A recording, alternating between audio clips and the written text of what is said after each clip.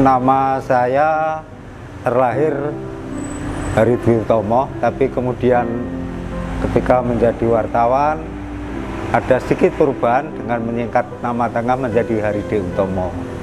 Tapi di kalangan teman-teman biasa dipanggil Pak Dehut gitu.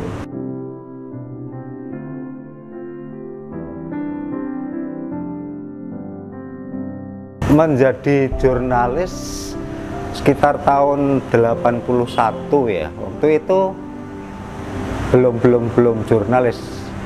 Istilahnya dulu itu koresponden. Jadi saya bantu di harian Sore Surabaya Pos tahun 81. Kemudian ketika masih kuliah itu, kemudian setelah lulus berpindah ke Suara Bengawan 1 tahun, kemudian pindah lagi ke Kedaulatan Rakyat, sebuah koran tertua di Indonesia pasca kemerdekaan sampai sekarang.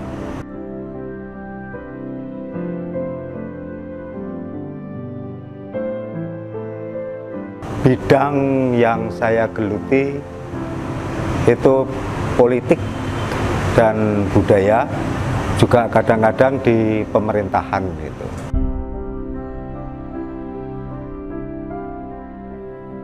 Ya ini mungkin karena faktor apa ya, milieu aja ya, lingkungan. Jadi ketika saya masih kuliah dulu, itu kan saya di Fakultas Sastra itu. Nah, teman-teman ini punya semacam apa ya, berkompetisi menulis.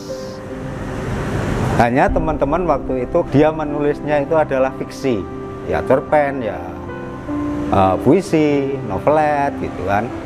Tetapi saya memilih ke jurnalistik. Jadi dulu itu jadi wartawan nggak melamar ya. Jadi saya nulis aja, saya kirimkan, dimuat atau tidak, besok lagi nulis lagi, kirim.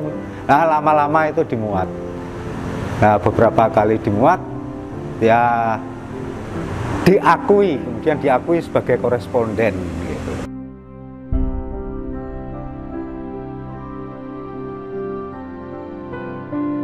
Ya, jadi kerja wartawan ini memang dibatasi oleh yang namanya kode etik jurnalistik.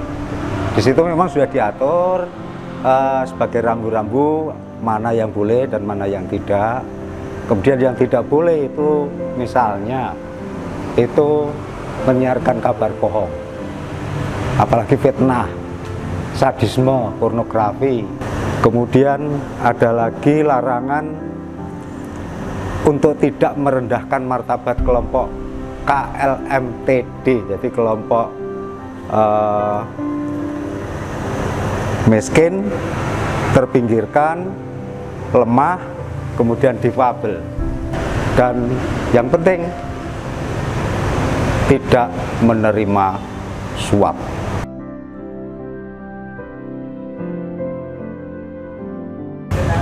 Ya, kayaknya yang paling memorable itu liputan kerusuhan Mei 98. Itu sungguh-sungguh sangat tidak terduga.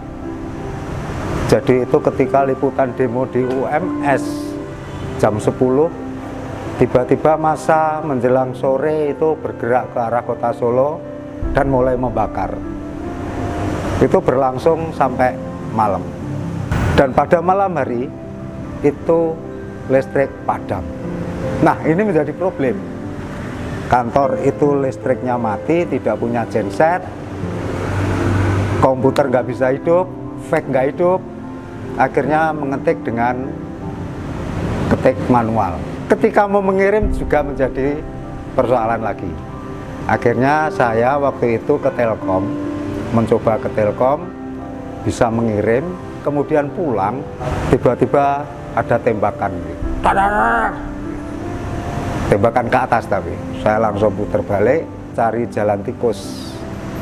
Kampung itu ditutup semua. Kita tunjukkan identitas, akhirnya boleh dan sampai ke kantor tidur di kantor, tidak berani pulang.